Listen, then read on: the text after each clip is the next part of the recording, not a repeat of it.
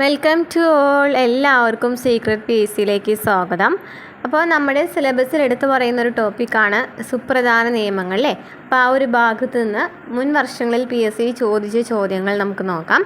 2025 മുതലാണ് നമ്മൾ സ്റ്റാർട്ട് ചെയ്യുന്നത് കേട്ടോ. അപ്പോൾ ക്ലാസ്സുകൾ ഇഷ്ടപ്പെടാണ്, ഉപകാരപ്രദമാവുകയാണെന്നുണ്ടെങ്കിൽ സപ്പോർട്ട് ചെയ്യാം. നമ്മുടെ ചാനലിൽ SCRT ക്ലാസ്സുകളും പ്രീവിയസ് ക്വസ്റ്റ്യൻ പേപ്പർ ആൻസേഴ്സൊക്കെ നമ്മൾ ചെയ്തിട്ടുണ്ട്. ക്ലാസ്സുകൾ കാണാം, പ്ലേലിസ്റ്റ് ചെക്ക് ചെയ്യാം കേട്ടോ. അപ്പോൾ ഫസ്റ്റ് ക്വസ്റ്റ്യനിലേക്ക് പോയാലോ. ഫസ്റ്റ് ക്വസ്റ്റ്യൻ, ലോക ഉപഭോക്തൃ ദിനമായിട്ട് ആചരിക്കുന്നത് എന്നാണ്? ലോക ഉപഭോക്തൃ ദിനമായിട്ട് ആചരിക്കുന്നത് എന്നാണ് മാർച്ച് 15-നാണ് ലോക ഉപഭോക്തൃ ദിനം എന്നാണ്. മാർച്ച് 15-നാണ് ലോക ഉപഭോക്തൃ ദിനം. 2025 ചോദിച്ച ക്വസ്റ്റ്യനാണ്. നെക്സ്റ്റ് ക്വസ്റ്റ്യൻ, ഇന്ത്യയിൽ നിലവിലുണ്ടായിരുന്ന ഉപഭോക്തൃ സംരക്ഷണ നിയമങ്ങൾക്ക് സമഗ്രമായ മാറ്റം വരുത്തിയത് എന്നാണ്? ഇന്ത്യയിൽ നിലവിലുണ്ടായിരുന്ന ഉപഭോക്തൃ സംരക്ഷണ നിയമങ്ങൾക്ക് സമഗ്രമായ മാറ്റം വരുത്തിയത് എന്നാണ്. അപ്പോൾ എന്നാണ് ഉപഭോക്തൃ സംരക്ഷണ നിയമം ശരിക്കും നിലവിൽ വന്നത് എന്നായിരുന്നു? 1986 ഡിസംബർ 24-നാണ് എന്ത് വന്നത്? ഉപഭോക്തൃ സംരക്ഷണ നിയമങ്ങൾ വന്നത്. അതായത് കൺസ്യൂമർ പ്രൊട്ടക്ഷൻ ആക്ട് എന്ന് പറയാം. ഇന്ത്യയിൽ നിലവിൽ വന്നത് ഐക്യരാഷ്ട്രസഭ അംഗീകരിച്ചത് 1985-ലായിരുന്നു. എന്നാൽ ഇന്ത്യയിൽ നിലവിൽ വന്നത് 1986 ഡിസംബർ 24-നാണ്. ഈ ഡിസംബർ 24-നാണ് അത് കാരണം ഇന്ത്യയിൽ അംഗീകരിച്ചല്ലേ. അപ്പോൾ ഡിസംബർ 24-ന് എന്തായിട്ട് ആചരിക്കുന്നുണ്ടായിരിക്കും? ദേശീയ ഉപഭോക്തൃ ദിനമായിട്ട് ആചരിക്കുന്നു. ദേശീയ ഉപഭോക്തൃ ദിനം എന്നാണ്. ഡിസംബർ 24-നാണ് ദേശീയ ഉപഭോക്തൃ ദിനം എന്നാണ്. ഡിസംബർ 24-നാണ്.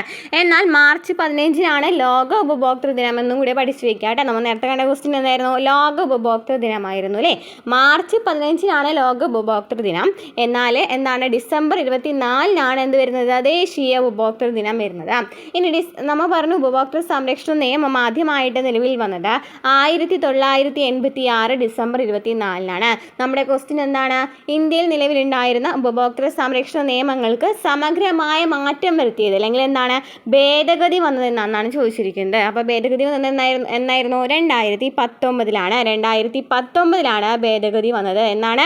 2019-ലാണ് ഭേദഗതി വന്നത്. ഓക്കെ, ക്ലിയർ ആണല്ലോ. 2019-ലാണ് ഭേദഗതി വന്നത്. ഓക്കെ, ഓപ്ഷൻ ബി ആണ് ആൻസർ വരുന്നത്. അപ്പോൾ നമ്മൾ ഇത്ര നേരം എന്താ പറഞ്ഞത്? ഉപഭോക്തൃ സംരക്ഷണ നിയമം നിലവിൽ വന്നത് 1986 ഡിസംബർ 24-നാണ്. അതിനാൽ ഡിസംബർ 24 ദേശീയ ഉപഭോക്തൃ സംരക്ഷണ ദിനമായിട്ട് ആചരിക്കുന്നു. അതുപോലെ തന്നെ എന്താണ് പറഞ്ഞത്? മാർച്ച് 15-നാണ് ലോക ഉപഭോക്തൃ ദിനം എന്ന് പറയുന്നത്.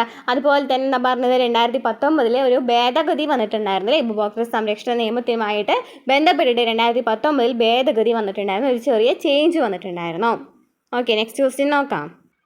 നെക്സ്റ്റ് ക്വസ്റ്റ്യൻ, 2019 ഉപഭോക്തൃ സംരക്ഷണ നിയമപ്രകാരം പരാതി നൽകേണ്ടത് ആരാണ്? 2019 ഉപഭോക്തൃ സംരക്ഷണ നിയമപ്രകാരം പരാതി നൽകേണ്ടത് ആരാണ് നോക്കാം.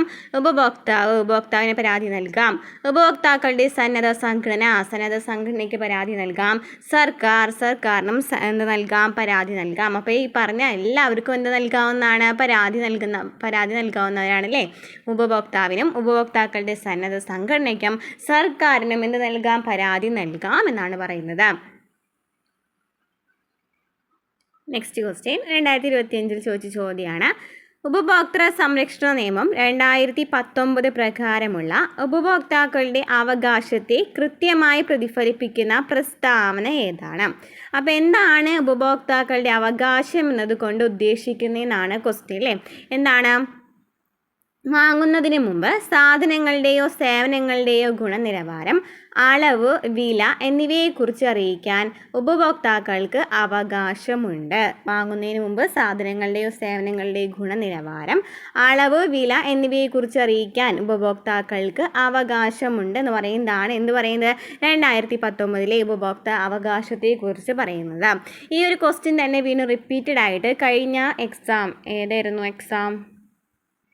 ലാബ് അസിസ്റ്റൻറ്റിൻ്റെ എക്സാമിന് ചോദിച്ചിട്ടുണ്ടായിരുന്നു. കുറച്ച് സ്റ്റേറ്റ്മെൻറ്റ്സ് തന്നിട്ട് ഇതിലേതാണ് കറക്റ്റ് എന്ന് സെയിം തന്നെ കേട്ടോ ചോദിച്ചിട്ടുണ്ടായിരുന്നു. നമുക്ക് നോക്കാം, ആ ഒരു ക്വസ്റ്റ്യൻ നോക്കാം. അപ്പോൾ വാങ്ങുന്നതിന് മുമ്പ് സാധനങ്ങളുടെയോ സേവനങ്ങളുടെയോ ഗുണനിലവാരം, അളവ്, വില എന്നിവയെക്കുറിച്ച് അറിയിക്കാൻ ഉപഭോക്താക്കൾക്ക് അവകാശമുണ്ടെന്നാണ് 2019 ഉപഭോക്തൃ അവകാശ നിയമത്തിൽ പറയുന്നത്. നെക്സ്റ്റ് ക്വസ്റ്റ്യൻ നോക്കിയേ. വിവരാവകാശവുമായിട്ട് ബന്ധപ്പെട്ട ഒരു ക്വസ്റ്റ്യൻ ആണ്. നമ്മൾ അതിനെക്കുറിച്ച് ഡീറ്റെയിൽ ആയിട്ട് നെക്സ്റ്റ് ക്വസ്റ്റ്യൻസ് വരുന്നുണ്ട് കേട്ടോ.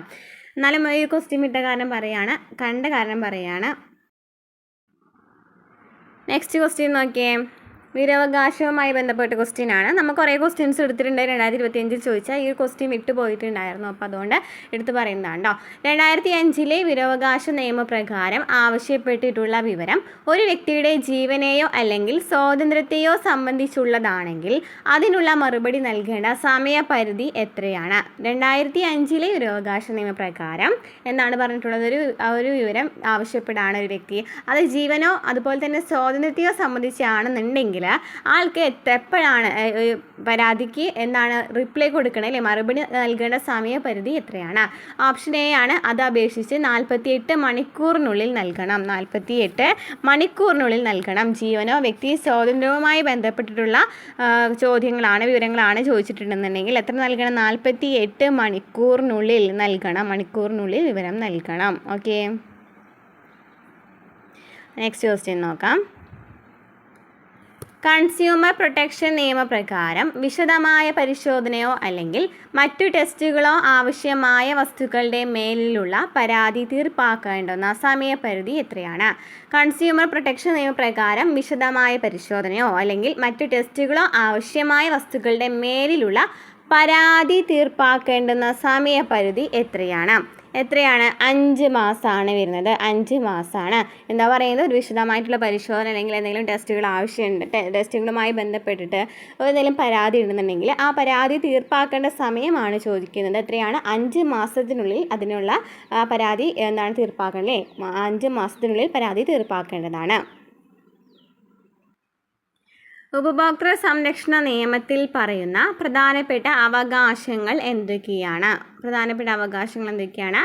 സാധനങ്ങൾ വാങ്ങുമ്പോഴോ സേവനങ്ങൾ ഉപയോഗപ്പെടുത്തുമ്പോഴോ ഉപഭോക്താക്കൾ വഞ്ചിക്കപ്പെടുന്നില്ല എന്ന് ഉറപ്പുവരുത്തുക. സാധനങ്ങൾ വാങ്ങുമ്പോഴോ സേവനങ്ങൾ ഉപയോഗപ്പെടുത്തുമ്പോഴോ ഉപഭോക്താക്കൾ വഞ്ചിക്കപ്പെടുന്നില്ല എന്ന് ഉറപ്പുവരുത്തുക എന്ന് പറയുന്നതാണ് പ്രധാനപ്പെട്ട അവകാശമാണ്. നെക്സ്റ്റ് ക്വസ്റ്റ്യൻ, ഒരു വർഷത്തിൽ കേന്ദ്ര ഉപഭോക്തൃ സമിതി കുറഞ്ഞത് എത്ര തവണ മീറ്റിംഗ് കൂടിയിരിക്കണം എന്നതാണ് നിയമം അനുശാസിക്കുന്നത്? ഒരു വർഷത്തിലെ ഈ ഉപഭോക്തൃ സമിതി എത്ര തവണ മീറ്റിംഗ് കൂടിയിരിക്കണം? എത്ര തവണയാണ് ഒരു വർഷത്തിൽ മീറ്റിംഗ് കൂടിയിരിക്കേണ്ടതാണ് പറയുന്നത്? ഒരു തവണയെങ്കിലും, ഒരു വർഷത്തിൽ ഒരു തവണയെങ്കിലും ഉപഭോക്തൃ സമിതി എന്ത് ചെയ്യണം? കമ്മിറ്റിയിൽ ഒരു തവണയെങ്കിലും മീറ്റിംഗ് കൂടിയിരിക്കണം. നെക്സ്റ്റ് ക്വസ്റ്റ്യൻ, ഉപഭോക്തൃ സംരക്ഷണ നിയമം 2019 പ്രകാരം അധാർമിക വ്യാപാര രീതി എന്നാൽ എന്താണ്? 2019 പ്രകാരം അധാർമിക വ്യാപാര രീതി എന്നാൽ എന്താണ്? നോക്കാം. വ്യാജ ചരക്കുകൾ ഉൽപ്പാദിപ്പിക്കുകയോ വികലമായ ഉൽപ്പന്നം വിൽപ്പന നടത്തുകയോ ചെയ്യുക എന്ന് പറയുന്നത് എന്താണ് അധാർമികമായിട്ടുള്ള വ്യാപാര രീതിയാണ്. നമുക്ക് ക്വസ്റ്റ്യൻ വായിച്ചാൽ തന്നെ അറിയാം. വ്യാജ ചരക്കുകൾ ഉൽപ്പാദിപ്പിക്കുകയോ വികലമായ ഉൽപ്പന്നം വിൽപ്പന നടത്തുകയോ ചെയ്യുക. നെക്സ്റ്റ് ക്വസ്റ്റ്യൻ എന്താണ്? ഉപഭോക്താവിൻ്റെ പേര് വിവരങ്ങൾ അവരുടെ അനുവാദമില്ലാതെ വെളിപ്പെടുത്തുക. അതും എന്താണ്? ഒരു അധാർമിക വ്യാപാര രീതിയാണല്ലേ? ശരിയായ കാര്യമല്ല അല്ലേ? ഉപഭോക്താവിൻ്റെ പേര് വിവരങ്ങൾ അവരുടെ അനുവാദമില്ലാതെ വെളിപ്പെടുത്തുക എന്ന് പറയുന്നത് അധാർമിക രീതിയാണ്. അപ്പോൾ 1, 2 ശരിയാണല്ലോ. മുകളിൽ പറഞ്ഞതെല്ലാം ശരിയാണ്. ഓപ്ഷൻ സി ആണ് വരുന്നത്. അപ്പോൾ എന്താ പറഞ്ഞത്? ഉപഭോക്തൃ സംരക്ഷണ നിയമം പ്രകാരം 2019 പ്രകാരം അധാർമിക വ്യാപാര രീതി വെച്ചാൽ എന്താണ്? വ്യാജ ചരക്കുകൾ ഉൽപ്പാദിപ്പിക്കുകയോ വികലമായ ഉൽപ്പന്നം വിൽപ്പന നടത്തുകയോ ചെയ്യുക. ഉപഭോക്താവിൻ്റെ പേര് വിവരങ്ങൾ അവരുടെ അനുവാദമില്ലാതെ വെളിപ്പെടുത്തുക. അവകാശങ്ങൾ എന്തൊക്കെയാണ് നമ്മൾ പറഞ്ഞത്? എന്തൊക്കെയായിരുന്നു അവകാശങ്ങൾ? നമ്മൾ 2 പോയിൻ്റാണ് ഇതുവരെ പറഞ്ഞത്. ഏതൊക്കെയാണ്? സേവനങ്ങളുടെ ഗുണനിലവാരം, വാങ്ങുന്നതിന് മുമ്പ് സാധനങ്ങളുടെയോ സേവനങ്ങളുടെയൊക്കെ ഗുണനിലവാരം, അളവ്, വില എന്നിവയെക്കുറിച്ചൊക്കെ അറിയിക്കാൻ ഉപഭോക്താക്കൾക്ക് അവകാശമുണ്ട്. അതുപോലെ തന്നെ സാധനങ്ങൾ വാങ്ങുമ്പോഴോ സേവനങ്ങൾ ഉപയോഗിക്കപ്പെടുമ്പോഴോ ഉപഭോക്താക്കൾ വഞ്ചിക്കപ്പെടുന്നില്ല എന്ന് ഉറപ്പുവരുത്തണം എന്ന് പറയുന്നതാണ് അവകാശത്തിൽ നമ്മൾ പറഞ്ഞ 2 പോയിൻറ്റ്സ് ആണ്. നമ്മളിപ്പോൾ പറഞ്ഞ എന്താണ്? അധാർമിക വ്യാപാര രീതി എന്ന് വെച്ചാൽ എന്താണ്? വ്യാജ ചരക്കുകൾ ഉൽപ്പാദിപ്പിക്കുകയോ വികലമായ ഉൽപ്പന്നം വിൽപ്പന നടത്തുകയോ ചെയ്യുക. അതുപോലെ തന്നെ ഉപഭോക്താവിനെ പേരുവിവരങ്ങൾ വെളിപ്പെടുത്തുക എന്ന് പറയുന്നതൊക്കെ എന്താണ്? അധാർമിക വ്യാപാര രീതിയാണ്. ഉപഭോക്തൃ സംരക്ഷണ നിയമം 2019 പ്രകാരം ഉപഭോക്താവിൻ്റെ അവകാശങ്ങളിൽ പെടാത്തത് ഏതാണ്? ഓഫീസ് അറ്റൻഡൻ്റ് എക്സാമിന് 2025 നടന്നിരുന്നല്ലോ. ആ ഒരു ചോദ്യപേപ്പറിൽ കണ്ട ക്വസ്റ്റ്യൻ ആണോ? ഉപഭോക്തൃ സംരക്ഷണ നിയമം 2019 പ്രകാരം ഉപഭോക്താവിൻ്റെ അവകാശങ്ങളിൽ പെടാത്തത് ഏതാണ്? നമ്മൾ 2 അവകാശങ്ങൾ പഠിച്ചിട്ടുണ്ടായിരുന്നല്ലോ. ഏതൊക്കെയായിരുന്നു 2 അവകാശങ്ങൾ? ഏതൊക്കെയായിരുന്നു ഒന്ന് ആലോചിച്ച് നോക്കിയേ. സേവനങ്ങളുടെയോ, അതായത് ഉപഭോക്തൃ അവകാശം എന്ന് പറയുന്നത് വാങ്ങുന്നതിന് മുമ്പ് സാധനങ്ങളുടെയോ സേവനങ്ങളുടെയോ ഗുണനിലവാരം, അളവ്, വില എന്നിവയെക്കുറിച്ച് അറിയിക്കാൻ ഉപഭോക്താക്കൾക്ക് അവകാശമുണ്ട്. അതുപോലെ തന്നെ എന്തായിരുന്നു, സാധനങ്ങൾ വാങ്ങുമ്പോഴോ സേവനങ്ങൾ ഉപയോഗിക്കപ്പെടുമ്പോഴോ ഉപഭോക്താക്കൾ വഞ്ചിക്കപ്പെടുന്നില്ല എന്ന് ഉറപ്പുവരുത്തുക എന്ന് പറയുന്നത് 2ാമത്തെ അവകാശമാണ്. 3ാമത്തെ അവകാശമാണ് സുരക്ഷിതത്വത്തിനുള്ള അവകാശം. സുരക്ഷിതത്വത്തിനുള്ള അവകാശം എന്ന് പറയുന്ന ഒരു അവകാശമാണ്. വിപണി നിരക്കിനേക്കാൾ കുറഞ്ഞ വിലയ്ക്ക് സാധനങ്ങളോ സേവനങ്ങളോ ആവശ്യപ്പെടാനുള്ള അവകാശം അവർക്കുണ്ടോ? ഇല്ലല്ലോ. ഇല്ല അല്ലേ. വിപണി നിരക്കിനേക്കാളും കുറഞ്ഞ വിലയ്ക്കൊന്നും സേവനങ്ങളോ ആവശ്യപ്പെടാനുള്ള അവകാശം വരുന്നില്ല. അപ്പോൾ അതാണ് അവിടെ നമുക്ക് ശരിയായ ആൻസർ, അതായത് അവകാശങ്ങളിൽ പെടാത്ത വരുന്നത്. നെക്സ്റ്റ് എന്താണ്? മത്സരാധിഷ്ഠിത വിലകളിൽ വൈവിധ്യമാർന്ന സാധനങ്ങൾ, ഉൽപ്പന്നങ്ങൾ, സേവനങ്ങൾ ലഭ്യമാക്കുവാനുള്ള അവകാശം. മത്സരാധിഷ്ഠിത വിലകളിൽ വൈവിധ്യമാർന്ന സാധനങ്ങൾ, ഉൽപ്പന്നങ്ങൾ, സേവനങ്ങൾ ലഭ്യമാക്കുവാനുള്ള അവകാശം. ഉപഭോക്തൃ അവബോധത്തിനുള്ള അവകാശം. ഉപഭോക്തൃ അവബോധത്തിനുള്ള അവകാശമൊക്കെ എന്താണ്? 2019 ഉപഭോക്തൃ സംരക്ഷണ നിയമത്തിലെ അവകാശങ്ങളിൽ പെടുന്നവയാണ്. അപ്പോൾ എന്തൊക്കെയാണ് നമ്മൾ പറഞ്ഞത്? സുരക്ഷിതത്വത്തിനുള്ള അവകാശം, ഉപഭോക്തൃ അവബോധത്തിനുള്ള അവകാശം, മത്സരാധിഷ്ഠിത വിലകളിൽ വൈവിധ്യമാർന്ന സാധനങ്ങൾ, ഉൽപ്പന്നങ്ങൾ, സേവനങ്ങൾ ലഭ്യമാക്കുവാനുള്ള അവകാശം. ഒരു സാധനങ്ങൾ വാങ്ങുമ്പോഴോ അല്ലെങ്കിൽ എന്താണ് സേവനങ്ങളുടെയൊക്കെ ഗുണനിലവാരം, അളവ്, വില എന്നിവയെക്കുറിച്ചൊക്കെ അറിയുവാനുള്ള അവകാശം. അതുപോലെ തന്നെ വാങ്ങുമ്പോഴോ ഉപയോഗിക്കപ്പെടുമ്പോഴോ അവർ വഞ്ചിക്കപ്പെടുന്നില്ല എന്ന് ഉറപ്പുവരുത്തുവാനുള്ള അവകാശം എന്നിവയൊക്കെ എന്താണ്? ഉപഭോക്തൃ സംരക്ഷണ നിയമത്തിലെ ഉപഭോക്തൃ അവകാശം എന്ന് പറയുന്ന ടേമിൽ വരുന്നതാണ്. Next question. 2019 ഉപഭോക്തൃ സംരക്ഷണ നിയമം അനുസരിച്ച് ഉപഭോക്താവിൻ്റെ അവകാശങ്ങളിൽ പെടുന്നത് ഏതാണ്? ഉൽപ്പന്നങ്ങളുടെയോ സേവനങ്ങളുടെയോ ഗുണമേന്മ, തൂക്കം, കാര്യക്ഷമത, പരിശുദ്ധി, വില എന്നിവയെക്കുറിച്ച് അറിയുവാനുള്ള അവകാശം അല്ലേ? നമ്മൾ നേരത്തെ കണ്ട ക്വസ്റ്റ്യൻ ആണല്ലോ. ഉൽപ്പന്നങ്ങളുടെയും സേവനങ്ങളുടെയും ഗുണമേന്മ, തൂക്കം, കാര്യക്ഷമത, പരിശുദ്ധി, വില എന്നിവയെക്കുറിച്ച് അറിയുവാനുള്ള അവകാശം ആർക്കുണ്ട്? ഉപഭോക്താവിൻ്റെ അവകാശങ്ങളിൽ പെടുന്നവയാണ്. നമ്മൾ നേരത്തെ പറഞ്ഞിട്ടുണ്ടായിരുന്നില്ല, ഇതൊന്നും വരുന്നതല്ല. വിപണി നിരക്കിനേക്കാൾ കുറഞ്ഞ വിലയ്ക്ക് സാധനങ്ങളും സേവനങ്ങളൊക്കെ ആവശ്യപ്പെടാനുള്ള അവകാശം ഉണ്ടോ? ഇല്ല. അതുപോലെ തന്നെ എല്ലാ ഉൽപ്പന്നങ്ങളുടെയും സാമ്പിളുകൾ സൗജന്യമായിട്ട് ലഭിക്കുവാനുള്ള അവകാശം ഉണ്ടോ? അതും ഇല്ല. അതുപോലെ തന്നെ ഉൽപ്പന്നത്തിൻ്റെ അവലോകനം സംബന്ധിച്ചുള്ള ചെലവുകൾ തിരികെ ലഭിക്കുവാനുള്ള അവകാശം അതും വരുന്നില്ല. ഓക്കെ, അപ്പം നമുക്ക് സി ആണ് ആൻസർ വരുന്നത്. Next question. താഴെ പറയുന്ന പ്രസ്താവനകളിൽ തെറ്റായ പ്രസ്താവനകൾ തിരഞ്ഞെടുക്കുക. പുതുക്കിയ ഉപഭോക്തൃ സംരക്ഷണ നിയമം 2019 2020 ജൂലൈ 20 മുതൽ പ്രാബല്യത്തിൽ വന്നു. എന്നാണ് വന്നത്? 2019 ഉപഭോക്തൃ സംരക്ഷണ നിയമം നിലവിൽ വന്നത് 2020 ജൂലൈ 20-നാണ്. ഓക്കെ, 2020 ജൂലൈ 20-നാണ് എന്ത് വന്നത്? പുതുക്കിയ ഉപഭോക്തൃ സംരക്ഷണ നിയമം 2019 നിലവിൽ വന്ന് ചോദിക്കാട്ടോ. 2020 ജൂലൈ 20-നാണ്. ഉപഭോക്തൃ സംരക്ഷണ നിയമം 2019 മധ്യസ്ഥ തർക്ക പരിഹാര സംവിധാനത്തെ കുറിച്ച് പ്രതിപാദിക്കുന്നുണ്ട്. ഉപഭോക്തൃ സംരക്ഷണ നിയമം 2019 മധ്യസ്ഥതയെ, മീഡിയേഷനെ കുറിച്ച്, തർക്കപരിഹാര സംവിധാനത്തെക്കുറിച്ച് പ്രതിപാദിക്കുന്നുണ്ട്. ശരിയാണ്. ഇ കൊമേഴ്സ് പ്ലാറ്റ്ഫോമുകൾ നടത്തുന്ന അന്യായമായ വ്യാപാരം തടയുന്നതിനുള്ള വ്യവസ്ഥകൾ ഈ നിയമത്തിൻ്റെ പരിധിയിൽ വരില്ല എന്നാണ് നമുക്ക് തന്നിരിക്കുന്നത്. ശരിക്കും പറഞ്ഞാൽ ഇ കൊമേഴ്സൊക്കെ ഈ ഉപഭോക്തൃ സംരക്ഷണ നിയമത്തിൽ വരുന്നതാണ്. അപ്പോൾ നമുക്ക് ചോദിച്ചിരിക്കുന്നത് തെറ്റായ പ്രസ്താവനയാണ്. അത് കാരണം ഓപ്ഷൻ സി ആണ് വരുന്നത്. 3 മാത്രമാണ്. കാരണം എന്താണ്? ഇ കൊമേഴ്സ് പ്ലാറ്റ്ഫോമുകളൊക്കെ എന്തിൽ വരുന്നതാണ്? ഈ കൊമേഴ്സ് പ്ലാറ്റ്ഫോമുകൾ അതുപോലെ തന്നെ ഈ മധ്യസ്ഥ തർക്ക പരിഹാര സംവിധാനമൊക്കെ ഈ ഉപഭോക്തൃ സംരക്ഷണത്തിൽ പറയുന്നവയാണ്. വിവരാവകാശ നിയമം ഇന്ത്യൻ പാർലമെൻറ്റ് ഏത് വർഷമാണ് പാസ്സാക്കിയത്? വിവരാവകാശ നിയമം ഇന്ത്യൻ പാർലമെൻറ്റ് ഏത് വർഷമാണ് പാസ്സാക്കിയത്? ഏത് വർഷമാണ്? 2005-ലാണ്. 2005-ലാണ് വിവരാവകാശ നിയമം ഇന്ത്യൻ പാർലമെൻറ്റ് പാസ്സാക്കിയത്. നെക്സ്റ്റ് ക്വസ്റ്റ്യൻ നോക്കിയേ. ഇന്ത്യയിൽ വിവരാവകാശ നിയമം നിലവിൽ വന്ന വർഷം ഏതാണ്? ഇന്ത്യയിൽ വിവരാവകാശ നിയമം നിലവിൽ വന്നത് ഏത് വർഷമാണ്? 2005-ലാണ് അല്ലേ ഇന്ത്യയിൽ വിവരാവകാശ നിയമം നിലവിൽ വന്നത്. ഇനി വിവരാവകാശത്തിൻ്റെ മുൻഗാമി ചോദിക്കുകയാണെങ്കിൽ ആരാണ്? ഫ്രീഡം ഓഫ് ഇൻഫർമേഷൻ ആക്ട് അല്ലേ? Freedom of information act. Freedom of information act ആണ് വിവരാവകാശത്തിൻ്റെ മുൻഗാമി എന്ന് പറയുന്നത്. അത് പാസ്സാക്കിയത് 2002 അപ്പോൾ വിവരാവകാശത്തിൻ്റെ മുൻഗാമി എന്ന് പറയുന്നത് ഫ്രീഡം ഓഫ് ഇൻഫോർമേഷൻ ആക്ട് ആണ്.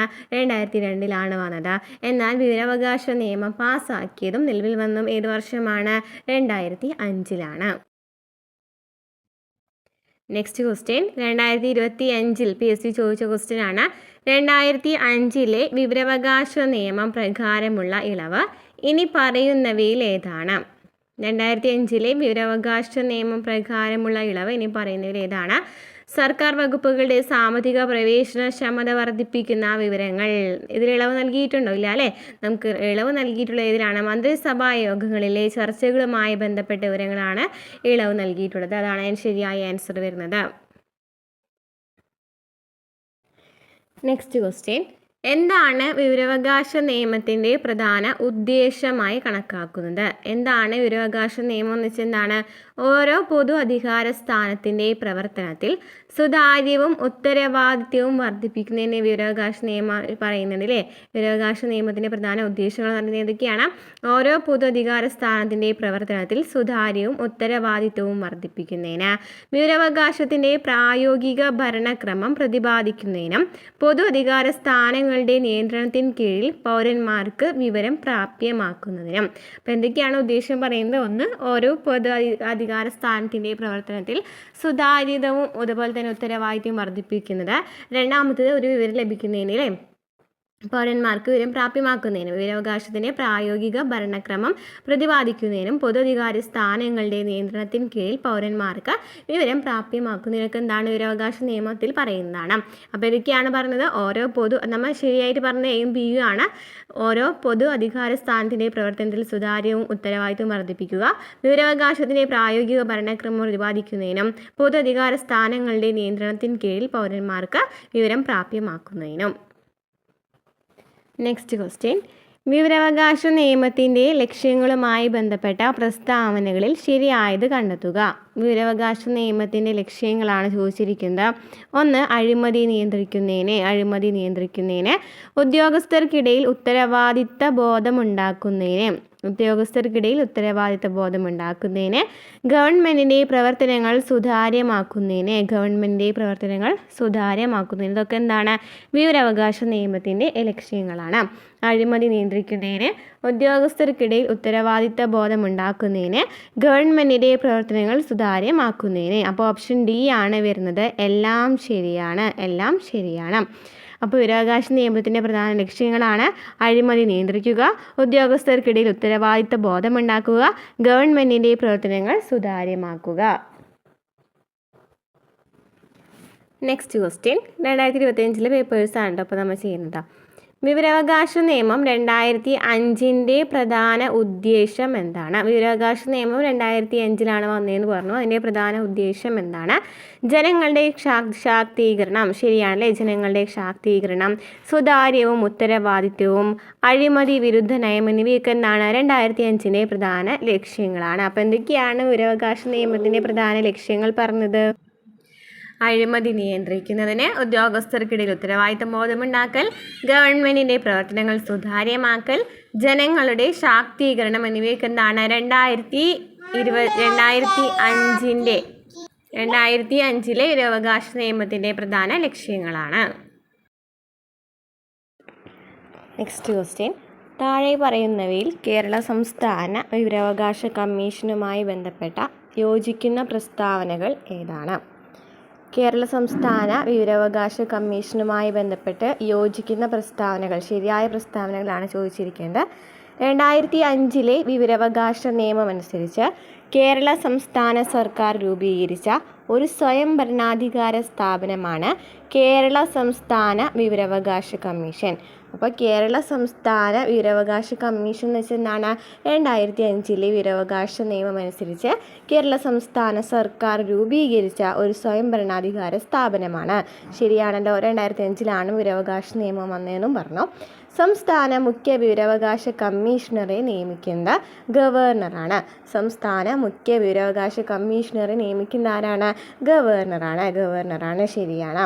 സംസ്ഥാന മുഖ്യ വിവരാവകാശ കമ്മീഷണറുടെ കാലാവധി 3 വർഷമോ അല്ലെങ്കിൽ 65 വയസ്സ് തികയുന്നത് വരെയോ ഏതാണ് നേരത്തെയുള്ളത് അതായിരിക്കും. അപ്പോൾ എന്താ പറഞ്ഞത്, സംസ്ഥാന മുഖ്യ വിവരാവകാശ കമ്മീഷണറുടെ കാലാവധി എന്ന് പറയുന്നത് 3 വർഷം അല്ലെങ്കിൽ 65 വയസ്സ് തികയുന്നത് വരെയോ, അല്ലെങ്കിൽ ഏതാണോ അത് നേരത്തുള്ളത് അതായിരിക്കും. 3 വർഷമാണെന്നുണ്ടെങ്കിൽ 3 വർഷമായിരിക്കും, അല്ലെങ്കിൽ 65 വയസ്സാണെങ്കിൽ 65 വയസ്സായിരിക്കും. അപ്പോൾ സംസ്ഥാനത്തിൻ്റെയാണ് പറയുന്നത്, സംസ്ഥാനത്തിൻ്റെ മുഖ്യ വിവരാവകാശ കമ്മീഷണറുടെ കാലാവധി എത്രയാണ്? 3 വർഷം അല്ലെങ്കിൽ 65 വയസ്സാണ്. നെക്സ്റ്റ് ക്വസ്റ്റ്യൻ, വിവരാവകാശ കമ്മീഷൻ്റെ ഘടന തന്നിരിക്കുന്നതിൽ ഇതാണ്. 2025 10th പ്രിലിംസ് 4ാമത്തെ സ്റ്റേജിൽ ചോദിച്ച ക്വസ്റ്റ്യൻ ആണ്. വിവരാവകാശ കമ്മീഷൻ്റെ ഘടന, അതായത് ആരൊക്കെയാണ് വിവരാവകാശ കമ്മീഷനിൽ ഉണ്ടായിരിക്കും, ആരൊക്കെയാണ് മുഖ്യ വിവരാവകാശ കമ്മീഷൻ ഉണ്ടായിരിക്കും. അതുപോലെ തന്നെ സംസ്ഥാന വിവരാവകാശ കമ്മീഷണർ ഉണ്ടായിരിക്കും. പിന്നെ എന്താണ്, സെക്രട്ടറി, നിയമവിദഗ്ധൻ, ധനകാര്യ വിദഗ്ധൻ, ജോയിൻറ്റ് സെക്രട്ടറി, സെക്ഷൻ ഓഫീസർ എന്നിവയെല്ലാം എന്താണ് വിവരാവകാശ കമ്മീഷനിൽ ഉണ്ടായിരിക്കുന്നവരാണ്. ആരൊക്കെയാണ്? മുഖ്യ വിവരാവകാശ കമ്മീഷൻ, സംസ്ഥാന വിവരാവകാശ കമ്മീഷണർ, സെക്രട്ടറി, ജോയിൻറ്റ് സെക്രട്ടറി, നിയമവിദഗ്ധൻ, ധനകാര്യ വിദഗ്ധൻ, സെക്ഷൻ ഓഫീസർ. നെക്സ്റ്റ് ക്വസ്റ്റ്യൻ, നിലവിലെ കേരള വിവരാവകാശ കമ്മീഷണർ ആരാണ്? നിലവിലെ കേരള വിവരാവകാശ കമ്മീഷണർ ആരാണ്? വി ഹരി നായർ. നെക്സ്റ്റ് ക്വസ്റ്റ്യൻ, വിവരാവകാശ കമ്മീഷനുമായി ബന്ധപ്പെട്ട വസ്തുതകളിൽ ശരിയായവ ഏത്? വിവരാവകാശ പ്രസ്ഥാനത്തിൻ്റെ പ്രവർത്തനങ്ങൾക്ക് തുടക്കം കുറിച്ചത് രാജസ്ഥാനിലാണ്. വിവരാവകാശ പ്രസ്ഥാനത്തിൻ്റെ പ്രവർത്തനങ്ങൾക്ക് തുടക്കം കുറിച്ചത് രാജസ്ഥാനിലാണ്, ശരിയാണ്. മസ്ദൂർ കിസാൻ ശക്തി സംഘടൻ എന്ന സംഘടനയാണ് നേതൃത്വം നൽകിയത്. ഏത് സംഘടനയാണ്? മസൂർ കിസാൻ ശക്തി സംഘടൻ എന്ന സംഘടനയാണ് നേതൃത്വം നൽകിയത്. 2005 ഒക്ടോബർ 12-നാണ് വിവരാവകാശ കമ്മീഷൻ നിലവിൽ വന്നത്. 2005 ഒക്ടോബർ 12-നാണ് വിവരാവകാശ കമ്മീഷൻ നിലവിൽ വന്നത്. അപ്പോൾ ഓപ്ഷൻ സി ആണ് വരുന്നത്. 1, 2, 3 ശരിയാണ്. വിവരാവകാശ പ്രസ്ഥാനത്തിൻ്റെ പ്രവർത്തനങ്ങൾക്ക് തുടക്കം കുറിച്ചത് രാജസ്ഥാനിലാണ്. മസ്ദൂർ കിസാൻ ശക്തി സംഘടൻ എന്ന സംഘടനയാണ് നേതൃത്വം നൽകിയത്. 2005 ഒക്ടോബർ 12-നാണ് നിലവിൽ വന്നത്. നെക്സ്റ്റ് ക്വസ്റ്റ്യൻ, ഇന്ത്യയിൽ വിവരാവകാശ നിയമം നിലവിൽ വന്നത് ഏത് വർഷത്തിലാണ്? ഇന്ത്യയിൽ വിവരാവകാശ നിയമം നിലവിൽ വന്നത് ഏത് വർഷത്തിലാണ്? നമ്മളിപ്പോൾ പറഞ്ഞുള്ളൂ അല്ലേ, 2005 ഒക്ടോബർ 12-നാണ് ഇന്ത്യയിൽ വിവരാവകാശ നിയമം നിലവിൽ വന്നത്. 2005 ഒക്ടോബർ 12. നെക്സ്റ്റ് ക്വസ്റ്റ്യൻ, ഇന്ത്യയുടെ മുഖ്യ വിവരാവകാശ കമ്മീഷണർ ആരാണ്? ഇന്ത്യയുടെ മുഖ്യ വിവരാവകാശ കമ്മീഷണർ ആരാണ് ഇപ്പോഴത്തത്? ഹീരാലാൽ സമരിയാണല്ലേ. ഹീരാലാൽ സമരിയാണ് ഇപ്പോഴത്തെ ഇന്ത്യയുടെ മുഖ്യ വിവരാവകാശ കമ്മീഷണർ. നെക്സ്റ്റ് ക്വസ്റ്റ്യൻ, 2005 വിവരാവകാശ നിയമപ്രകാരം പൗരന് ലഭിക്കാവുന്ന വിവരവുമായി ബന്ധപ്പെട്ട ശരി ഉത്തരം ഏതാണ്? പൗരന് ലഭിക്കാവുന്ന വിവരങ്ങളാണ് ചോദിച്ചിരിക്കുന്നത്. ആൻസർ വരുന്നത് വകുപ്പ് 8, 9 എന്നിവയിൽ പറഞ്ഞിട്ടുള്ളതൊഴികെ പൊതു അധികാര സ്ഥാപനങ്ങളുടെ പക്കലുള്ള വിവരങ്ങൾ ലഭ്യമാകുന്നതാണ്. വകുപ്പ് ഏതാണ്? 8, 9 ഒഴികെ അല്ലേ. വകുപ്പ് 8, 9 എന്നിവയിൽ പറഞ്ഞിട്ടുള്ളതൊഴികെ പൊതു അധികാര സ്ഥാപനങ്ങളുടെ പക്കലുള്ള വിവരങ്ങൾ ലഭ്യമാകുന്നതാണ്. അതാണ് ആൻസർ വരുന്നത് കേട്ടോ. നെക്സ്റ്റ് ക്വസ്റ്റ്യൻ, കേന്ദ്ര വിവരാവകാശ കമ്മീഷനിൽ മുഖ്യ വിവരാവകാശ കമ്മീഷണറായ 2 വനിതകൾ ആരെല്ലാമാണ്? കേന്ദ്ര വിവരാവകാശ കമ്മീഷനിൽ മുഖ്യ വിവരാവകാശ കമ്മീഷണർമാരായ 2 വനിതകൾ ആരെല്ലാമാണ്? ആരൊക്കെയാണ്? സുഷമ സിംഗും ദീപക് സന്ധുവാണ് 2 വനിതകൾ. അപ്പോൾ ആദ്യത്തെ മുഖ്യ വിവരാവകാശ കമ്മീഷണർ ആരായിരുന്നു? വജാഹത്ത് ഹബീബുള്ള അല്ലേ. വജാഹത്ത് ഹബീബുള്ളയാണ് ആദ്യത്തെ വിവരാവകാശ കമ്മീഷണർ. ഫസ്റ്റ് ലേഡി വിവരാവകാശ കമ്മീഷണറിൻ്റെ മുഖ്യ വിവരാവകാശ കമ്മീഷണറായിട്ട് 2 വനിതകളാണ് ചോദിച്ചിട്ടുണ്ടായിരുന്നത്. ആദ്യത്തെ വനിതയാണ് ദീപക് സന്ധു, രണ്ടാമത്തെ വനിതയാണ് സുഷമ സിംഗ്. പിന്നെ എന്താണ് പറഞ്ഞത്? ഹീരാലാൽ സമരിയാണ് ഇപ്പോഴത്തെ മുഖ്യ വിവരാവകാശ കമ്മീഷണർ എന്ന് പറയുന്നത്. ആരാണ് മുഖ്യ വിവരാവകാശ കമ്മീഷണർ? ആരാണ് ഇപ്പോഴത്തെ? ഹീരാലാൽ സമരിയാണ്.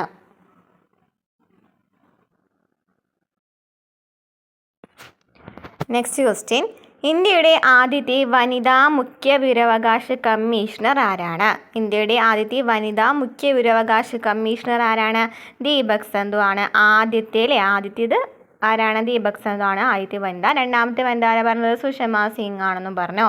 ആദ്യത്തെ വിവരാവകാശ കമ്മീഷണർ ആരായിരുന്നു? വജാഹത്ത് ഹബീബുള്ള ആയിരുന്നു. ഇപ്പോഴത്തെ ഹീരാലാൽ സമരിയാണ്. പിന്നെ എന്തൊക്കെയാണ് നമ്മൾ പറഞ്ഞത്?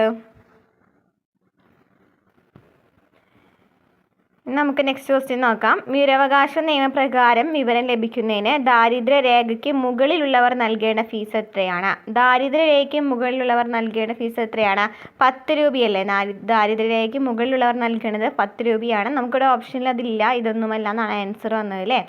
അപ്പോൾ ദാരിദ്ര്യരേഖയ്ക്ക് മുകളിലുള്ള താഴെയാണെന്നുണ്ടെങ്കിൽ ഫീസൊന്നുമില്ല. BPLക്കാർക്കാണെന്നുണ്ടെങ്കിൽ അവിടെ ഫീസൊന്നും വരുന്നില്ല എന്നും പഠിച്ചു വയ്ക്കാം കേട്ടോ. അവിടെ 10 രൂപയാണ്. ദാരിദ്ര്യരേഖയ്ക്ക് മുകളിലുള്ളവർക്ക് 10 രൂപയാണ് ഫീസ്. താഴെയുള്ളവർക്ക് അവിടെ ഫീസ് വരുന്നില്ല എന്നും പഠിച്ചു വയ്ക്കാം. അതുപോലെ വിവരം അപേക്ഷിച്ചതിന് ശേഷം അവർക്ക് വിവരം ലഭിച്ചിട്ടില്ല, അവർക്ക് സമയത്തിന് വിവരം ലഭിച്ചിട്ടില്ല എന്നുണ്ടെങ്കിലും അവിടെ ഫീസ് കൊടുക്കേണ്ടതില്ല. പിന്നെ വീണ്ടും ഫീസ് കൊടുക്കേണ്ട കാര്യം വരുന്നില്ല. അപ്പോൾ അതും ഒന്ന് നോട്ട് ചെയ്യാം കേട്ടോ. പിന്നെ എന്താ പറഞ്ഞത്? 2005 ഒക്ടോബർ 12-നാണ് വിവരാവകാശ നിയമം നിലവിൽ വന്നതെന്നാണ്. 2005 ഒക്ടോബർ 12-നാണ് വന്നത്. റിപ്പീറ്റഡ് ക്വസ്റ്റ്യൻ ആണ് കേട്ടോ. 2005 ഒക്ടോബർ 12-നാണ് വന്നത്. മുൻഗാമി ചോദിക്കുകയാണെങ്കിൽ ഏതാണ്? ഇൻഫോർമേഷൻ ആക്ടിൽ ഏതാണ്? 2002 ഇൻഫോർമേഷൻ ആക്ട് ആണ് അല്ലേ. 2002 ഇൻഫോർമേഷൻ ആക്ട് ആയിരുന്നു. ഫ്രീഡം ഓഫ് ഇൻഫോർമേഷൻ ആക്ട് ആണ് 2002 വന്നതാണ് വിവരാവകാശത്തിൻ്റെ മുൻഗാമി എന്നറിയപ്പെടുന്നത്. അതുപോലെ തന്നെ പിന്നെ എന്താ പറഞ്ഞത്? ആ സമയത്തെ പ്രസിഡന്റ് അല്ലേ, നിലവിൽ വരുമ്പോഴത്തെ പ്രസിഡന്റ് ചോദിക്കുകയാണെങ്കിൽ ആരാണ്? APJ അബ്ദുൽ കലാം ആയിരുന്നു. പ്രധാനമന്ത്രി ആരായിരുന്നു? മൻമോഹൻ സിംഗ് ആയിരുന്നു പ്രധാനമന്ത്രി. APJ അബ്ദുൽ കലാം ആയിരുന്നു പ്രസിഡന്റ്. നെക്സ്റ്റ് ക്വസ്റ്റ്യൻ നോക്കിയേ. ജനാധിപത്യത്തിൻ്റെ സൂര്യ തേജസ് എന്നറിയപ്പെടുന്ന നിയമം താഴെ പറയുന്നതിൽ ഏതാണ്? ജനാധിപത്യത്തിൻ്റെ സൂര്യ തേജസ് എന്നറിയപ്പെടുന്ന നിയമം ഏതാണ്? വിവരാവകാശ നിയമമാണ്. വിവരാവകാശ നിയമം. നെക്സ്റ്റ് ക്വസ്റ്റ്യൻ നോക്കിയേ. വിവരാവകാശ നിയമത്തിൽ ഒപ്പുവെച്ച രാഷ്ട്രപതി ആരാണ്? വിവരാവകാശ നിയമത്തിൽ ഒപ്പുവെച്ച രാഷ്ട്രപതി ആരാണ്? APJ അബ്ദുൽ കലാം ആണ് ഒപ്പുവെച്ച രാഷ്ട്രപതി. പ്രധാനമന്ത്രിയാണെങ്കിലോ മൻമോഹൻ സിംഗ് ആണെന്ന് പഠിച്ചു. മൻമോഹൻ സിംഗ് ആണ് പ്രധാനമന്ത്രി. APJ അബ്ദുൽ കലാം ആണ് പ്രസിഡന്റ്. നെക്സ്റ്റ് എന്താണ്? കേന്ദ്ര മുഖ്യ വിവരാവകാശ കമ്മീഷണറെയും കമ്മീഷണർമാരെയും നിയമിക്കുന്നത് ആരാണ്? മുഖ്യ വിവരാവകാശ കമ്മീഷണർമാരെയും നിയമിക്കുന്നത് ആരാണ്? രാഷ്ട്രപതിയാണ് അല്ലേ. രാഷ്ട്രപതിയാണ്. കേന്ദ്ര മുഖ്യ വിവരാവകാശ കമ്മീഷണറെയും കമ്മീഷണർമാരെ നിയമിക്കുന്ന ആരാണ്? രാഷ്ട്രപതിയാണ്. Next question. ഇന്ത്യയിൽ ആദ്യമായി വിവരാവകാശ നിയമം നടപ്പിലാക്കിയ സംസ്ഥാനം ഏതാണ്? ഇന്ത്യയിൽ ആദ്യമായിട്ട് വിവരാവകാശം നടപ്പിലാക്കിയ സംസ്ഥാനമാണ് ചോദിച്ചിരിക്കുന്നത്. നടപ്പിലാക്കിയ സംസ്ഥാനം ഏതാണ്? രാജസ്ഥാനാണ്. രാജസ്ഥാനിലാണ് ഇന്ത്യയിൽ ആദ്യമായിട്ട് വിവരാവകാശ നിയമം നടപ്പിലാക്കിയത്. എന്നാലും നിലവിൽ വന്നത് ചോദിക്കുകയാണെങ്കിൽ തമിഴ്നാടാണ്. ആദ്യമായിട്ട് വിവരാവകാശം നിയമം നിലവിൽ വന്ന സംസ്ഥാനം ചോദിക്കുകയാണെങ്കിൽ ഏതാണ്? തമിഴ്നാടാണ്. എന്നാൽ നടപ്പിലാക്കിയ സംസ്ഥാനമാണ് രാജസ്ഥാൻ. നടപ്പിലാക്കിയ സംസ്ഥാനം രാജസ്ഥാനാണ്. നിലവിൽ വന്നത് ഏത് സംസ്ഥാനത്താണ്? തമിഴ്നാട്ടിലാണ്. Next question. വിവരാവകാശ നിയമം 2005 നിലവിൽ വന്നപ്പോൾ റദ്ദാക്കപ്പെട്ട നിയമം ഏതാണ്? വിവരാവകാശ നിയമം 2005 നിലവിൽ വന്നപ്പോൾ റദ്ദാക്കപ്പെട്ട നിയമം ഏതാണ്? ഫ്രീഡം ഓഫ് ഇൻഫോർമേഷൻ ആക്ട് 2002 അല്ലേ. 2002 ഇൻഫോർമേഷൻ ആക്ട് ആണ് മുൻഗാമി എന്ന് പറഞ്ഞു അല്ലേ. വിവരാവകാശത്തിൻ്റെ മുൻഗാമി എന്നറിയപ്പെടുന്നത് 2002 ഫ്രീഡം ഓഫ് ഇൻഫോർമേഷൻ ആക്ട് ആണ്. അപ്പോൾ അതാണ് ആ സമയത്ത് 2005 നിയമം നിലവിൽ വന്നപ്പോൾ റദ്ദാക്കപ്പെട്ടത്. Next question. കേന്ദ്ര വിവരാവകാശ കമ്മീഷനിലെ അംഗങ്ങളുടെ നിയമനവുമായി ബന്ധപ്പെട്ട് താഴെ കൊടുത്തിരിക്കുന്നവയിൽ ശരിയായ പ്രസ്താവനകൾ ഏതൊക്കെയാണ്? കേന്ദ്ര വിവരാവകാശ കമ്മീഷനിലെ അംഗങ്ങളുടെ നിയമനവുമായി ബന്ധപ്പെട്ടാണ് ചോദിച്ചിരിക്കുന്നത്. അംഗങ്ങളെ നിയമിക്കുന്നത് രാഷ്ട്രപതിയാണ്. ശരിയാണല്ലോ. മുഖ്യ വിവരാവകാശ കമ്മീഷണറെയും അംഗങ്ങളെ നിയമിക്കുന്ന ആര് തന്നെയാണ്? രാഷ്ട്രപതിയാണ്. 5 പേരടങ്ങുന്ന ഒരു കമ്മിറ്റിയാണ് അംഗങ്ങളുടെ പേരുകൾ രാഷ്ട്രപതിക്ക് ശുപാർശ ചെയ്യുന്നതെന്ന് പറഞ്ഞിട്ടുണ്ട്. തെറ്റാണ്. 3 പേരാണ് വരുന്നത് കേട്ടോ. 3 പേരാണ് വരുന്നത്. അപ്പോൾ നമുക്ക് തെറ്റാണ് വരുന്നത്. ഇനി ഈ കമ്മിറ്റിയുടെ അധ്യക്ഷൻ പ്രധാനമന്ത്രിയാണ്. ഈ കമ്മിറ്റിയുടെ അധ്യക്ഷൻ ആരാണ്? പ്രധാനമന്ത്രിയാണ്. ശരിയാണ്. ലോകസഭയുടെ പ്രതിപക്ഷ നേതാവും ഇതിൽ അംഗമാണ്. ലോകസഭയുടെ പ്രതിപക്ഷ നേതാവും ഇതിൽ അംഗമാണ്. അതും ശരിയാണ്. അപ്പോൾ ഓപ്ഷൻ സി ആണ് വരുന്നത്. 1, 3, 4 ആൻസർ വരുന്നത്. Next question. 2019 ഭേദഗതി പ്രകാരം സംസ്ഥാന വിവരാവകാശ കമ്മീഷണറുടെ ഔദ്യോഗിക കാലാവധി എത്രയാണ്? 2019 ഭേദഗതി പ്രകാരം സംസ്ഥാന വിവരാവകാശ കമ്മീഷണറുടെ കാലാവധിയാണ് ചോദിച്ചിരിക്കുന്നത്. നമുക്ക് തന്നിരിക്കുന്നതിൽ ആൻസർ ഇല്ല. ശരിക്കും എത്രയാണ് ആൻസർ വരുന്നത്? 3 വർഷം അല്ലെങ്കിൽ 65 വയസ്സ് വരെയാണ് അല്ലേ? 3 വർഷം അല്ലെങ്കിൽ 65 വയസ്സ് വരെയാണ് സംസ്ഥാന വിവരാവകാശ കമ്മീഷണറുടെ കാലാവധി. Next question. കേരള സംസ്ഥാനത്തെ നിലവിലെ മുഖ്യ വിവരാവകാശ കമ്മീഷണർ ആരാണ്? കേരള സംസ്ഥാനത്തിലെ നിലവിലെ മുഖ്യ വിവരാവകാശ കമ്മീഷണർ ആരാണ്? V ഹരിനായരാണ്. V Hari Nair. Next question. വിവരാവകാശ നിയമത്തിന് കീഴിൽ പൊതു അധികാര സ്ഥാനം എന്നതിൽ എന്തൊക്കെ ഉൾപ്പെടുന്നു? പൊതു അധികാര സ്ഥാനം എന്ന് പറയുന്നത്, വിവരാവകാശ നിയമത്തിലെ പൊതു അധികാര സ്ഥാനം എന്ന് പറയുന്നതിൽ ഏതൊക്കെയാണ് ഉൾപ്പെടുന്നത്? സർക്കാർ ഓഫീസുകൾ, ISRO, Bharat petroleum corporation, state bank of India എന്നിവയൊക്കെ എന്താണ്? പൊതു അധികാര സ്ഥാനങ്ങളാണ്. 1, 2, 3, 4 ശരിയാണോ? സർക്കാർ ഓഫീസുകൾ, ISRO, Bharat petroleum corporation, state bank of India എന്നിവയൊക്കെ എന്താണ്? വിവരാവകാശ നിയമത്തിന് കീഴിലുള്ള പൊതു അധികാര സ്ഥാനം എന്നതിൽ വരുന്നവയാണ്. Next question. ഇന്ത്യയുടെ കേന്ദ്ര വിവരാവകാശ കമ്മീഷനിൽ ചെയർമാനെ കൂടാതെ പ്രസിഡന്റിന് എത്ര വിവരാവകാശ കമ്മീഷണർമാരെ കൂടി നിയമിക്കാൻ കഴിയും? അപ്പോൾ കേന്ദ്ര വിവരാവകാശ കമ്മീഷനിലെ മൊത്തം എണ്ണം നമുക്ക് ചോദിക്കുകയാണെങ്കിൽ 11 പേരാണ്. പക്ഷെ നമുക്കിവിടെ പറഞ്ഞിരിക്കുന്നത് എന്താണ്? ചെയർമാനെ കൂടാതെ എത്ര പേരെ നിയമിക്കാൻ കഴിയുമെന്നാണ് പറഞ്ഞിരിക്കുന്നത്. അപ്പോൾ എത്ര പേരാണ്? 10 പേരാണ്. ഓക്കെ, നമ്മുടെ ഇത് നോക്കുകയാണെങ്കിൽ 10+1 എന്നാ പഠിക്കുക അല്ലേ? 10+1 എന്ന് പഠിക്കാം. 1 എന്ന് പറയുന്നത് ചെയർമാനായിരിക്കും, ബാക്കി 10 പേരെന്തായിരിക്കും? അംഗങ്ങളായിരിക്കും. അപ്പോൾ നമുക്ക് ചെയർമാനെ കൂടാതെ എന്ന് ചോദിച്ച കാരണം ഓപ്ഷൻ ബി ആണ് വരുന്നത്. 10 ആണ് വരുന്നത്. എന്നാൽ സംസ്ഥാന വിവരാവകാശ കമ്മീഷനിലോ സംസ്ഥാന വിവരാവകാശ കമ്മീഷനിൽ 1+5 ആണ്. 1+5. അപ്പോൾ 6 പേരാണ് ഉണ്ടായിരിക്കുക. ഒരാൾ എന്തായിരിക്കും? സംസ്ഥാന വിവരാവകാശ കമ്മീഷണർ ആയിരിക്കും. ബാക്കി 5 പേര് എന്തായിരിക്കും? അംഗങ്ങളായിരിക്കും. അപ്പോൾ 1+5 അല്ലേ? 1+5 എന്ന് പറയുന്നതാണ് സംസ്ഥാന വിവരാവകാശ കമ്മീഷനിലെ. ദേശീയ വിവരാവകാശ കമ്മീഷനിൽ ചോദിക്കുകയാണെങ്കിൽ 10+1 ആണ്. Next question. വിവരാവകാശ നിയമം 2005 പ്രകാരം ആവശ്യപ്പെട്ടിട്ടുള്ള വിവരം ഒരു വ്യക്തിയുടെ ജീവനും സ്വാതന്ത്ര്യവും സംബന്ധിച്ചുള്ളതാണെങ്കിൽ അപേക്ഷ ലഭിച്ച് എത്ര സമയത്തിനുള്ളിൽ മറുപടി നൽകണം? നമ്മൾ നേരത്തെ പറഞ്ഞ ക്വസ്റ്റ്യൻ ആണ് അല്ലേ? 2005 പ്രകാരം ആവശ്യപ്പെട്ടിട്ടുള്ള വിവരാവകാശ നിയമം 2005 പ്രകാരം ഒരു വ്യക്തിയുടെ ജീവനും സ്വാതന്ത്ര്യവുമായി ബന്ധിപ്പിച്ചിട്ടുള്ള ഒരു അപേക്ഷയാണ് നൽകിയിട്ടുള്ളത് എങ്കിൽ അതിന് എത്ര സമയത്തിനുള്ളിലാണ് മറുപടി നൽകേണ്ടത്? എത്ര സമയത്തിനുള്ളിലായിരുന്നു? ഓപ്ഷൻ സി 48 മണിക്കൂർ. 48 മണിക്കൂർ. നെക്സ്റ്റ്. ചീഫ് ഇൻഫോർമേഷൻ കമ്മീഷണറുടെ നിയമനവുമായി ബന്ധപ്പെട്ട് താഴെ തന്നിരിക്കുന്ന പ്രസ്താവനകളിൽ ശരിയായിട്ടുള്ളത് ഏതാണ്? എന്താണ്? 5 വർഷം കാലാവധി. 5 വർഷം കാലാവധി എന്ന് പറയുന്നത് ശരിയാണല്ലോ. 5 വർഷം കാലാവധിയാണ്. അതുപോലെ തന്നെ 65 വയസ്സ് പൂർത്തിയായ ശേഷം സ്ഥാനം വഹിക്കാൻ പാടില്ല. ശരിയാണല്ലോ. നമ്മൾ പറഞ്ഞിട്ടുണ്ടായിരുന്നില്ലേ 5 വർഷം. അതുപോലെ തന്നെ 65 വയസ്സിന് പൂർത്തിയായ ശേഷം സ്ഥാനം വഹിക്കാനായിട്ട് പാടില്ല എന്ന് പറഞ്ഞതും ശരിയാണ്. നെക്സ്റ്റ് എന്താണ്? പുനർനിയമത്തിന് അർഹനാണെന്നാണ് നമുക്ക് തന്നിരിക്കുന്നത്. പുനർനിയമത്തിന് അർഹനാണോ? അല്ല അല്ലേ? അർഹനല്ല. അപ്പോൾ നമുക്ക് ഓപ്ഷൻ വരുന്നത് 1, 2 ആണ്. 5 വർഷം കാലാവധി, അതുപോലെ തന്നെ 65 വയസ്സ് പൂർത്തിയായ ശേഷം സ്ഥാനം വഹിക്കാനായിട്ട് പാടില്ല എന്ന് പറയുന്നതാണ് ശരിയായിട്ടുള്ളത്. Next question. വിവരം ലഭിക്കുവാനുള്ള അവകാശം ഇന്ത്യൻ ഭരണഘടനയുടെ എത്രാമത്തെ അനുച്ഛേദമാണ് ഉറപ്പുവരുത്തുന്നത്? വിവരം ലഭിക്കുവാനുള്ള അവകാശം ഇന്ത്യൻ ഭരണഘടനയുടെ എത്രാമത്തെ അനുച്ഛേദമാണ് ഉറപ്പുവരുത്തുന്നത്? ഓപ്ഷൻ എ 19-ാം അനുച്ഛേദത്തിലാണ് പറയുന്നത് കേട്ടോ. വിവരം ലഭിക്കുക എന്നുള്ളതിനുള്ള അവകാശത്തെക്കുറിച്ച് പറയുന്നത് 19ാമത്തെ അനുച്ഛേദത്തിലാണ്. നെക്സ്റ്റ്, വിവരാവകാശ നിയമം 2005 പ്രകാരം ഏതെങ്കിലും വിധത്തിൽ വിവരം നൽകുന്നത് തടസ്സപ്പെടുത്തുകയോ ചെയ്തിട്ടുള്ളപ്പോൾ 250 വീതം ഓരോ ദിവസവും വഴി ചുമത്തേണ്ടതും അത്തരത്തിലുള്ള പിഴസംഖ്യ എത്ര രൂപയിൽ കവിയാൻ പാടില്ലാത്തതുമാക്കുന്നു. അപ്പോൾ നമുക്ക് വിവരം തന്നിട്ടില്ല എന്നുണ്ടെങ്കിൽ നമുക്ക് എന്ത് ചെയ്യാം, അവർക്ക് പിഴ നമുക്ക് ഈടാക്കാനായിട്ട് പറ്റും. അത്രയെന്ന് വെച്ചാൽ 250 മുതൽ 25,000 രൂപ വരെയാണ് പിഴ ഈടാക്കുന്നതിനായിട്ട് പറ്റുന്നത്. നമുക്ക് മിനിമം വില തന്നിട്ടുണ്ട് 250 വീതം തന്നിട്ടുണ്ട്. മാക്സിമം എത്രയാണ് 25,000 വരെയാണ് ഇതിൻ്റെ പിഴ എന്ന് പറയുന്നത്. നെക്സ്റ്റ് എന്താണ്, വിവരാവകാശ നിയമം 2005 സെക്ഷൻ 8 പ്രകാരം ചുവടെ പറഞ്ഞിരിക്കുന്നതിൽ വിവരം വെളിപ്പെടുത്തുന്നതിൽ നിന്നും ഒഴിവാക്കൽ ചെയ്തിട്ടുള്ളത് എന്താണ്?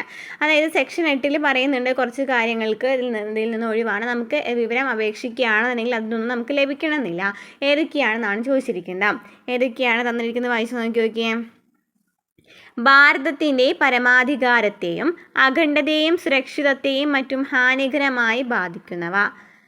നോക്കി, ഭാരതത്തിൻ്റെ പരമാധികാരത്തെയും അഖണ്ഡതയെയും സുരക്ഷയെയും ബാധിക്കുന്ന വിവരങ്ങളൊന്നും നമുക്ക് ലഭിക്കില്ല. വിദേശ സർക്കാരിൽ നിന്ന് ലഭിച്ച രഹസ്യ വിവരം ലഭിക്കില്ല അല്ലേ. അറസ്റ്റിനെയോ പ്രോസിക്യൂഷൻ്റെ നടപടിക്രമത്തെ തടസ്സപ്പെടുത്തുന്ന വിവരമൊന്നും നമുക്ക് ലഭിക്കുന്നില്ല. മന്ത്രിസഭയുടെ തീരുമാനങ്ങളും അവയ്ക്കുള്ള കാരണങ്ങളും നമുക്ക് ലഭിക്കാം. നമുക്ക് ഒരു ക്വസ്റ്റ്യൻ കണ്ടിട്ടുണ്ടായിരുന്നു അല്ലേ, ഇതുമായി ബന്ധപ്പെട്ട് ഒരു മന്ത്രിസഭയുമായിട്ട് ഒരു ബന്ധപ്പെട്ടതുപോലെ തന്നെ കുറച്ചൊന്ന് വ്യത്യാസത്തിൽ ചോദിച്ചെന്ന് മാത്രം അല്ലേ. മന്ത്രിസഭയുടെ തീരുമാനങ്ങളും അവയ്ക്കുള്ള കാരണങ്ങളൊക്കെ നമുക്ക് ലഭിക്കാവുന്ന കാര്യങ്ങളാണ്. പക്ഷെ നമുക്കതിൽ നിന്ന് ചെയ്യപ്പെട്ടിട്ടുള്ള ഏതൊക്കെയാണ്? ഭാരതത്തിൻ്റെ പരമാധികാരത്തെയും അഖണ്ഡതയും സുരക്ഷിതത്വത്തെയും മറ്റും ഹാനികരമായി ബാധിക്കുന്നവ, വിദേശ സർക്കാരിൽ നിന്നും ലഭിച്ച രഹസ്യ വിവരം, അറസ്റ്റിനെയോ പ്രോസിക്യൂഷൻ്റെ നടപടിക്രമത്തെയോ തടസ്സപ്പെടുത്തുന്ന വിവരം. 1, 2, 3 ആൻസർ വരുന്നത്.